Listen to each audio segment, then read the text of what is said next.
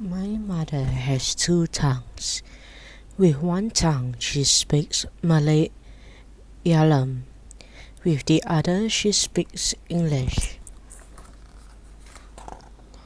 When we are out shopping, she speaks to my grandmother in Malayalam. She asks her, Namutu inem pa al ava shi a mundu, which means, do we need more milk? To me, she speaks both a combination of both, saying, Sumi, help me a sat han nadal adal tuvatan. The languages hop like rabbit from her tongue. She turns to the cashier and says, hello, how are you doing? I help my mother put the groceries into the counter. I wonder what the cashier must be thinking. Does she understand what we are saying? Though my mother speaks with two tongues, I can see only one in her mouth. That is because the two tongues, Malayalam and English, are now woven together like fine cloth. The seams are invincible. My mother did not always have two tongues. For some years she spoke only Malayalam. It is the language most people speak in Kerala, where she grew up. My mother began learning to read, write and speak English when she was 12 years old. The new tongue quickly grew.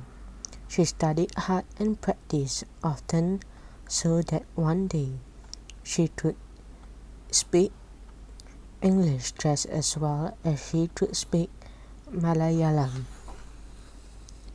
10 years ago, when my mother moved to America, she could not always understand what people were saying.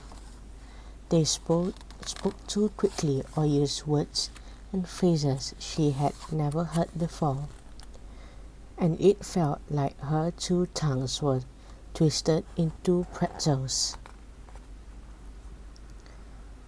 I was not born in Kerala, but when I was a baby, my first words were in Malayalam. It is my first tongue and the one that I still speak at home with my mother, father and grandmother.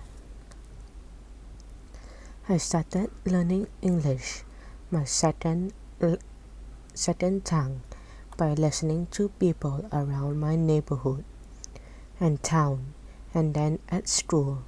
Now I have two tongues like my mother. Every summer my family travels to Kerala to visit our relatives. At the airport I see travelers from all over the world. I hear many different languages like Spanish, Arabic and Vietnamese. When I am in Kerala, I speak Malayalam with my relatives. I get better with each visit. I do not always understand every word they say. Luckily, my parents are there to help me. My family reminds me that each language is like a muscle. It needs exercise and practice to grow strong. If I stop using a language, I might forget it, and that tongue might grow weak. The more languages I learn and practice, the happier my tongue will be and the stronger my brain will become. My mother speaks English with an accent. A person's accent holds hints about what their first language might be or where they are from. Every person has their own accent, but no matter how they speak, every person's voice is unique and important. My aunt Layla has 4 tongues. She can speak and read Malayalam, English, Hindi, and Spanish.